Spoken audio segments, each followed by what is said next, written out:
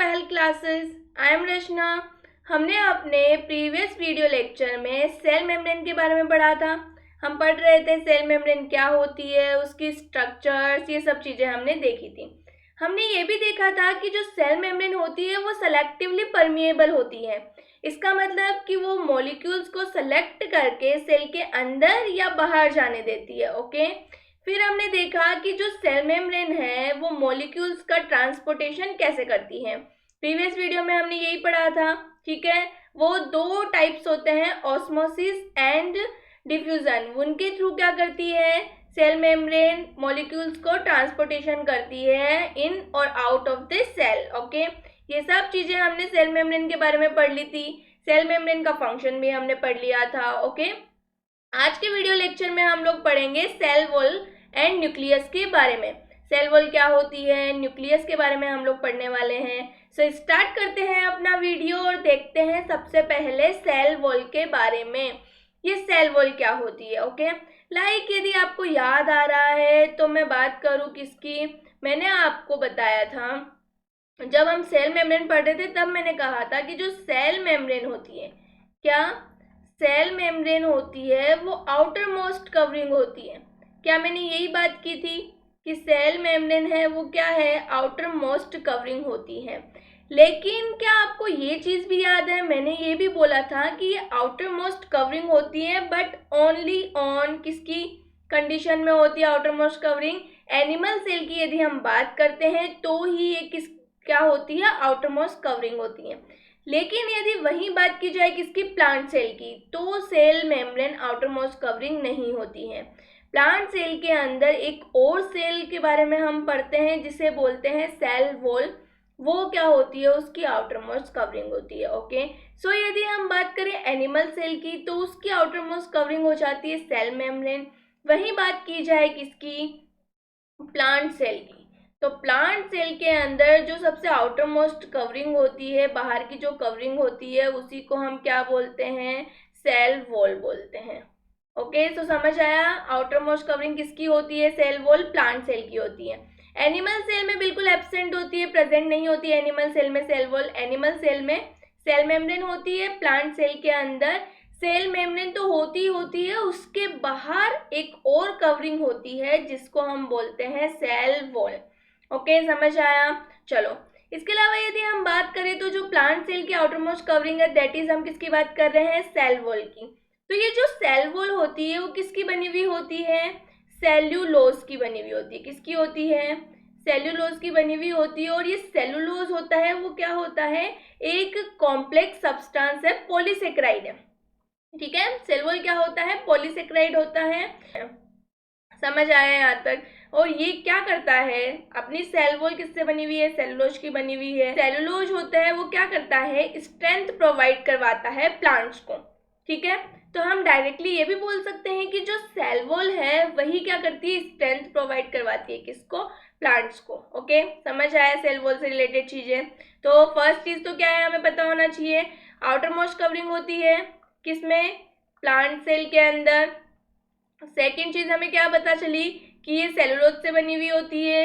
Okay, इसके अलावा ये जो आपकी सेल वॉल होती है वो बहुत ही क्या होती है, रिजिड होती है, स्ट्रॉन्ग होती है और थिक होती है। शेप या साइज की हम बात करें तो उसके अंदर। ओके, चलो देखते हैं, देखो क्या लिखे हुआ है यहाँ पे, cell wall, it is the outer most covering of the plant cells, it is absent in animal cell. बात की थी हमने, एनिमल सेल में प्रेजेंट नहीं होती है। Cell wall is rigid, strong, thick, porous, non living structure. ठीक है, हमने पढ़ा था, यदि आपको पता हो कि सेल मेम्ब्रेन होती है, ठीक है, सेल मेम्ब्रेन क्या होती है, लिविंग होती है, स्ट्रक्चर होती है। और ये जो आपकी सेल वॉल होती है वो क्या होती है, नॉन लिविंग स्ट्रक्चर होती है।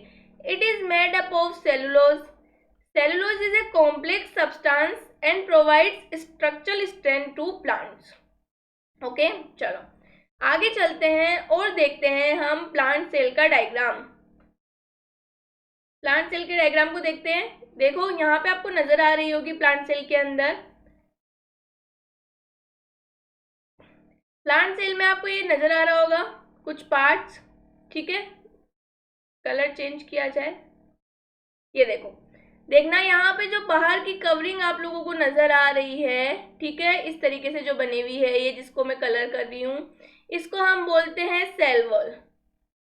ओके, क्या बोला जाता है इसे सेल वॉल बोलते हैं, क्योंकि ये आउटर मोस्ट कवरिंग है। क्या आपको ये आउटर मोस्ट कवरिंग नजर आ रही है? इसको क्या बोलते हैं? Outer most covering. तो यही आपकी क्या होती है? सेल वॉल होती है।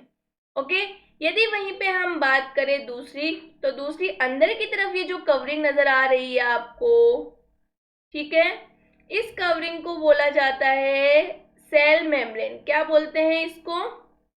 Cell membrane. देखो साफ नजर आ रही है डायग्राम के अंदर, ये क्या है? सेल मेम्ब्रेन है। ओके, इसके अलावा हमें पता है, हम पढ़ चुके हैं कि सेल जो भी होती है उसके अंदर क्या क्या होते हैं, बहुत सारे सेल ऑर्गेनिल्स प्रेजेंट होते हैं। अब वो cell organelles mitochondria, Golgi apparatus, endoplasmic reticulum, ये सब हो सकते हैं। ये देखो, ये जो स्ट्रक्चर आपको नजर आ रही है, इस स्ट्रक्चर को बोला जाता है न्यूक्लियस, ठीक है। और ये आपको जो नजर आ रहा है, इसको बोलते हैं गोल्जी एपरेटस। ये वैक्यूल है, ये जो है वो साइटोप्लाज्म है छोटा छोटा, और इस स्ट्रक्चर को बोलते हैं माइटोकॉन्ड्रिया। ओके, तो क्या हमें समझ में आया? ठीक है, ये पूरी स्ट्रक्चर किसकी थी? प्लांट सेल की थी। तो एक चीज हमें ये समझ में आई कि प्लांट सेल के अंदर जो सबसे बाहर, लाइक हम इस तरीके से ड्रॉ करें, तो सबसे बाहर तो होती है क्या? ये जो ड्रॉ करी है मैंने, इसी को हम बोलते हैं सेल वॉल। ओके, देखो आपको जो ये नजर आ रहे हैं, ये पोरस हमने इसीलिए बोला था क्योंकि इसके अंदर क्या होते हैं? छोटे छोटे पोर प्रेजेंट होते हैं। ओके, तो समझ में आया प्लांट सेल के डायग्राम से, या फिर प्लांट सेल हमने पढ़ी क्या होती है, प्लांट सेल कैसे, किस में प्रेजेंट होती है, ओके, स्ट्रक्चर्स कैसी होती है, किसकी बनी हुई होती है, ये सब हमने पढ़ लिया। अब आगे चलते हैं और देखते हैं function of cell wall. Cell wall के क्या क्या फंक्शन होते हैं? यदि सेल वॉल के फंक्शन की बात करें तो जनरली हम सेल वॉल के फंक्शन की यदि हम बात करें तो सेल वॉल का फर्स्ट फंक्शन होता है कि ये प्लांट को स्ट्रेंथ प्रोवाइड करवाती है। ओके, क्या करती है? प्लांट को स्ट्रेंथ प्रोवाइड करवाती है। दूसरा, ये किसी भी प्लांट बॉडी को, मतलब प्लांट में ही प्रेजेंट होती है, तो प्लांट बॉडी को क्या करती है? डेफिनेट शेप प्रोवाइड करवाती है। ठीक है, डेफिनेट शेप प्रोवाइड करवाती है, स्ट्रेंथ प्रोवाइड करवाती है। इसके अलावा ये परमिएबल भी होती है।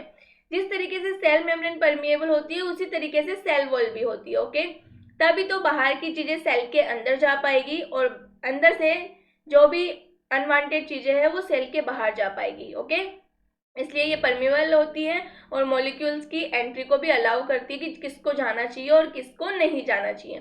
तो यही वर्क है जो किसके होते हैं? सेल वॉल के होते हैं। देखो, देखते हैं हम क्या वर्क है सेल वॉल के।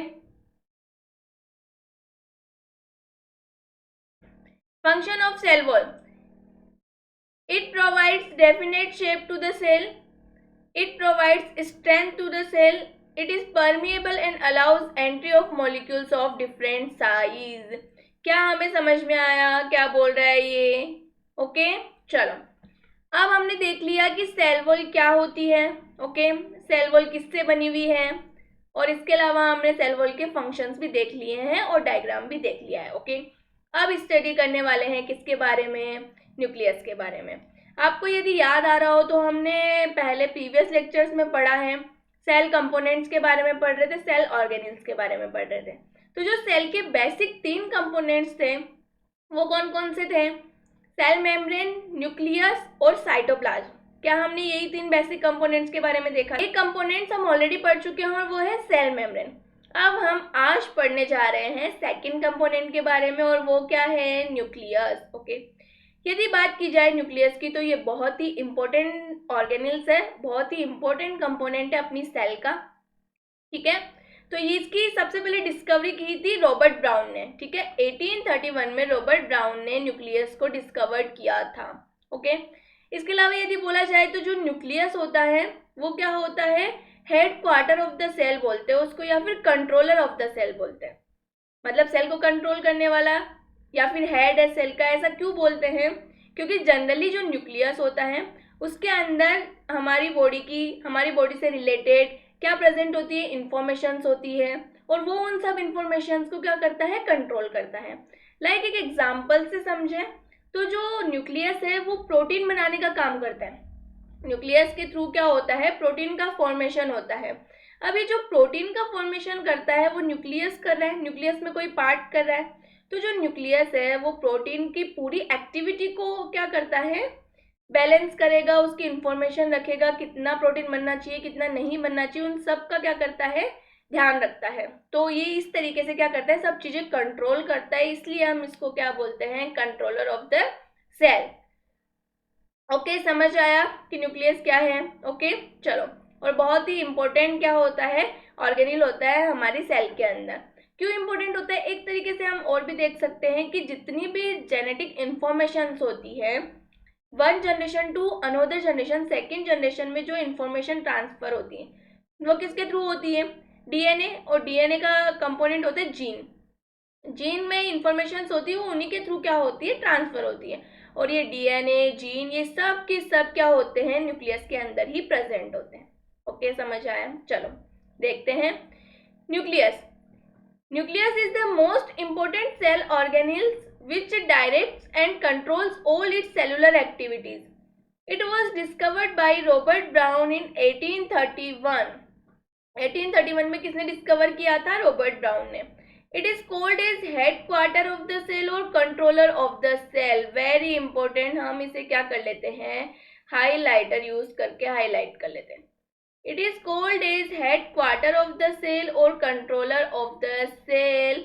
आपको क्या करना है, इसको ध्यान में रखना है। ओके चलो आगे चलते हैं और देखते हैं न्यूक्लियस के डायग्राम के बारे में। आपको ये नजर आ रहा होगा, ये हमारी क्या है, सेल है। ओके, इस सेल के अंदर से हमने क्या किया है, न्यूक्लियस, ये जो न्यूक्लियस दिख रहा है, इस न्यूक्लियस को क्या कर लिया हमने, बाहर निकाल लिया। अब न्यूक्लियस किस टाइप का होता है, देखो इस तरीके का कुछ आपके पास में प्रेजेंट होता है, उसको हम क्या बोलते हैं, न्यूक्लियस बोलते हैं। ओके, अब न्यूक्लियस की स्ट्रक्चर के बारे में यदि थोड़ा देखें तो न्यूक्लियस के बाहर डबल मेम्ब्रेन होती है। ठीक है, ये डबल मेम्ब्रेन कैसे है, आपको ये इनर मेम्ब्रेन नजर आ रही होगी और इसके जस्ट बाहर एक और मेम्ब्रेन है। तो न्यूक्लियस को डबल मेम्ब्रेन होती है, वो क्या करके रखती है, सराउंड करके रखती है। ओके ओके, इसके अलावा अंदर इसमें क्या प्रेजेंट होता है, न्यूक्लियोप्लाज्म प्रेजेंट होता है। जैसे हमारे सेल के अंदर जो फ्लूइड होता है उसको हम साइटोप्लाज्म बोलते हैं, उसी तरीके से इस न्यूक्लियस के अंदर जो फ्लूइड होता है उसको हम क्या बोलते हैं, उसको हम बोलते हैं न्यूक्लियोप्लाज्म। ठीक है, ये देखो, ये तो हो गई इनर मेम्ब्रेन और ये हो गई आउटर मेम्ब्रेन। ओके, ये जो आपको नजर आ रही है इसको हम बोलते हैं न्यूक्लियोलस। ओके, क्या बोला जाता है, ये क्या है, न्यूक्लियोलस है। ओके, न्यूक्लियोलस है, जनरली राइबोसोम का जो फॉर्मेशन करने का काम करती है वो न्यूक्लियोलस ही करती है। सो इस तरीके का जो डायग्राम होता है उसको क्या बोला जाता है, न्यूक्लियस बोलते हैं। और ये जो पोर नजर आ रहे हैं उनको बोला जाता है न्यूक्लियर पोर।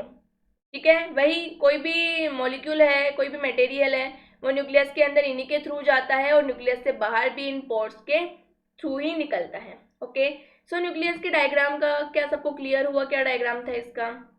ठीक है, अब देखते हैं, आगे चलते हैं और न्यूक्लियस के बारे में। जस्ट मैंने बताया कि न्यूक्लियर होता है वो डबल मेम्ब्रेन से सराउंड होता है। एक होती है अंदर की तरफ वाली को इनर मेम्ब्रेन, बाहर की तरफ वाली को आउटर मेम्ब्रेन बोलते हैं। ओके, सो ये क्या है, न्यूक्लियस की मेम्ब्रेन होती है, न्यूक्लियर एनवलप जिसको हम बोल सकते हैं। ओके, जो डबल मेम्ब्रेन होती है, उनके बीच में पोर्स प्रेजेंट होते हैं। ठीक है, छेद होते हैं, छोटे छोटे छोटे पोर्स होते हैं वो न्यूक्लियर मेम्ब्रेन के बीच में। वो पोर इसलिए होते हैं कि कोई भी मॉलिक्यूल्स है उनको अंदर या बाहर इन पोर्स के थ्रू ही लाया जाता है। ओके, इसके अलावा बात करें तो एक न्यूक्लियोइड स्ट्रक्चर प्रेजेंट होती है न्यूक्लियस के अंदर। अभी न्यूक्लियोइड क्या होता है, हमने याद हो तो प्रोकैरियोटिक एंड यूकैरियोटिक सेल के बारे में स्टडी की थी। ओके, और हमने बोला था कि जो प्रोकैरियोटिक सेल होती है, सपोज ये एक प्रोकैरियोटिक सेल है। ओके, तो जो प्रोकैरियोटिक सेल होती है उसके अंदर आपका जो न्यूक्लियस होता है वो क्या होता है, वेल डेवलप नहीं होता है, प्रिमिटिव न्यूक्लियस होता है। ओके, इसका मतलब जो न्यूक्लियस है वो किससे बाउंड नहीं होता है, उसकी सेल मेम्ब्रेन से, न्यूक्लियर मेम्ब्रेन से बाउंड नहीं होता है। इसका मतलब न्यूक्लियस के अंदर जो भी मटेरियल है, न्यूक्लियर मटेरियल, वो बाहर इसी तरीके से सेल में पड़ा होगा। ओके, तो प्रोकैरियोटिक सेल में इसी तरीके से पड़ा होता है। अब जब न्यूक्लियस पे उसका कवर नहीं है, मेम्ब्रेन नहीं है, तो इस जो मटेरियल साइटोप्लाज्म की किस में रहता है, कांटेक्ट में रहता है, उस मटेरियल को बोला जाता है न्यूक्लियोइड। और वो किसके प्रेजेंट में होता है, किसकी सेल में होता है, प्रोकैरियोटिक सेल के अंदर ऐसा न्यूक्लियोइड देखने को मिलता है। ओके, चलो देखते हैं क्या लिखे हुए है। The nucleus is A double layered covering cold nuclear membrane. The nuclear membrane has pores which allows the transfer of material from inside the nucleus to its outside, that is to the cytoplasm. Okay, nucleoid is the undefined nuclear region. Nucleoid is the undefined nuclear region containing only nucleic acids in the prokaryotic cells. It is not bounded by a nuclear membrane and lies in direct contact with the cytoplasm. Just यही मैंने आपको थोड़ी देर पहले समझाया है nucleus के बारे में। ओके, यदि हम बात करें न्यूक्लियस की, हमने स्ट्रक्चर देख ली कि न्यूक्लियस की स्ट्रक्चर कैसे होती है। वो इम्पोर्टेंट होता है, सेल एक्टिविटीज को कंट्रोल करता है, इसलिए हम उसको कंट्रोलर ऑफ द सेल या फिर हेडक्वार्टर ऑफ द सेल बोलते हैं। ये सब हमने चीजें देख ली। इसके अलावा जो न्यूक्लियस के अंदर इम्पोर्टेंट चीज होती है, वो इम्पोर्टेंट चीज होती है क्रोमोसोम्स। सपोज आपका ये न्यूक्लियस है, उसके अंदर क्रोमोसोम्स होते हैं। ठीक है, मैंने पहले भी बता रखा है, क्रोमोसोम्स होती है वो थ्रेड लाइक स्ट्रक्चर्स होती है। ओके, इस तरीके से जो थ्रेड लाइक स्ट्रक्चर्स होती है उनको बोला जाता है क्रोमोसोम्स। ओके, क्रोमोसोम्स होते हैं, जनरली एक क्रोमोसोम की बात करें तो वो कुछ इस तरीके से नजर आता है। ओके, इस तरीके से, इसको दोनों को ही क्या बोला जाता है, क्रोमोसोम्स बोलते हैं। अब ये जो क्रोमोसोम्स होते हैं ये क्या करते हैं, ठीक है, जो क्रोमोसोम्स होते हैं वो इस तरीके के होते हैं। ओके, थ्रेड लाइक दिख रहे हैं ये। अब ये जो क्रोमोसोम्स होते हैं वो करते क्या है, उनका काम क्या है। हाँ भाई, न्यूक्लियस में प्रेजेंट होते हैं बट इनका कुछ काम तो होगा। तो इनका ये काम होता है, क्या करते हैं, जो भी कैरेक्टरिस्टिक्स होते हैं, ठीक है, मैं बता रही थी कि कोई भी कैरेक्टरिस्टिक्स है वो one generation to another generation transform करने का काम करते हैं। कौन, क्रोमोसोम्स। अब क्रोमोसोम किनके बने हुए होते हैं, क्रोमोसोम काम करते हैं लेकिन उनके अंदर ऐसी इंफॉर्मेशन भी तो होनी चाहिए। तो जनरली यदि हम बात करें तो क्रोमोसोम्स होते हैं वो डीएनए और प्रोटीन के बने हुए होते हैं। ठीक है, क्रोमोसोम्स किसके बने हुए होते हैं, डीएनए और प्रोटीन के बने हुए होते हैं। और डीएनए ही ऐसी चीज है जो क्या करता है, हेल्प करता है इंफॉर्मेशन को, कैरेक्टरिस्टिक्स को one generation to another generation transfer करने में। ठीक है, क्योंकि डीएनए पे क्या प्रेजेंट होते हैं, जीन प्रेजेंट होते हैं।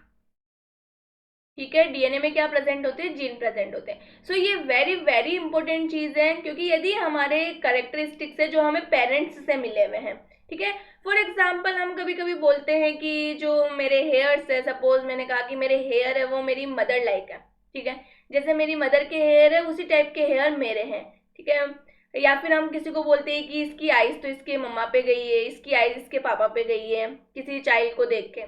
तो वो ऐसा इसलिए बोलते हैं क्योंकि वो वैसा होता है, मतलब उनकी जो कैरेक्टरिस्टिक्स है, लाइक हेयर कलर की यदि हम बात करें तो उनका हेयर है, कलर क्या है, ब्लैक है या फिर कर्ली हेयर्स है। तो यदि वो उनके पेरेंट्स के अंदर भी किसी न किसी में हेयर का कलर ब्लैक और कर्ली हो सकता है हेयर, ठीक है, तो वो कैरेक्टरिस्टिक्स है एक जो किसमें पहुंचा, आपके चाइल्ड में पहुंचा, आपकी एक जनरेशन से आपकी दूसरी जनरेशन में पहुंचा। और उसको हेल्प किसने किया पहुंचाने में, क्रोमोसोम्स में।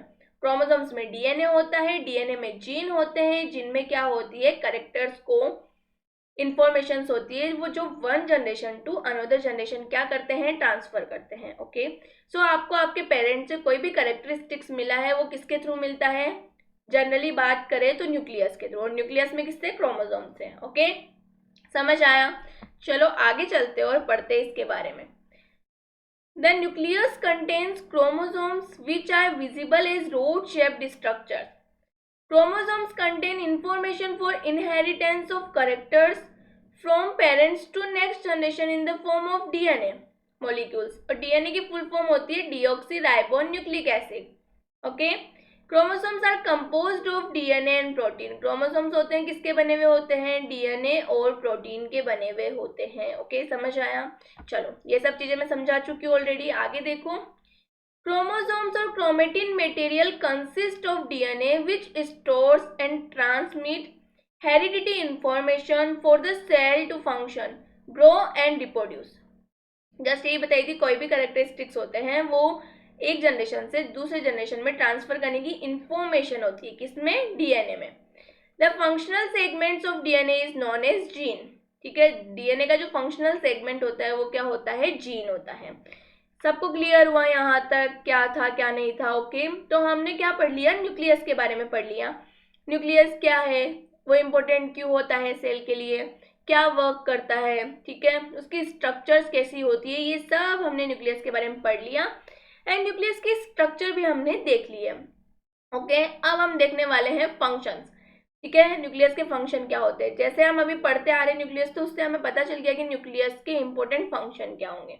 क्या इंपॉर्टेंट फंक्शन होते हैं न्यूक्लियस के? फर्स्ट तो वो क्या करता है, जितनी भी एक्टिविटी है सेल की उनको रेगुलेट करता है। ठीक है, तो बैलेंसिंग या फिर रेगुलेशन का काम करता है। ठीक है, बैलेंसिंग या फिर रेगुलेशन का काम करता है। कौन करता है, न्यूक्लियस करता है। इसके अलावा यदि बात करें तो वो one generation to next generation information transfer करता है। ओके, समझ में आ गई। तो ये दो इंपॉर्टेंट वर्क जो कौन करता है, न्यूक्लियस करता है। देखो, function of nucleus, it controls all the metabolic activities of the cell and regulates the cell cycle. It helps in transmission of hereditary characters from parents to their offsprings. Okay, समझ आया क्या था nucleus? Okay, सो आज के video lecture में हमने क्या पढ़ा, सेल वॉल क्या होती है, उसकी स्ट्रक्चर्स देखी, वो किस सेल के अंदर प्रेजेंट होती है। ओके, इसके अलावा हमने सेकंड अपना इम्पोर्टेंट कंपोनेंट, जो हम कंपोनेंट पढ़ते आ रहे थे उसमें सेकंड कंपोनेंट न्यूक्लियस के बारे में पढ़ा। ओके, न्यूक्लियस बहुत ही इंपॉर्टेंट है, इसको कंट्रोलर ऑफ द सेल भी बोलते हैं, ये बात आपको ध्यान में रखनी है। तो न्यूक्लियस के बारे में हम सब चीजें पढ़ चुके हैं। आई होप यहाँ तक सबको समझ आ गया होगा। फिर भी यदि किसी स्टूडेंट को कोई डाउट है तो प्लीज कमेंट बॉक्स में कमेंट करके पूछे। तब तक अपना ख्याल रखिए। Thank you.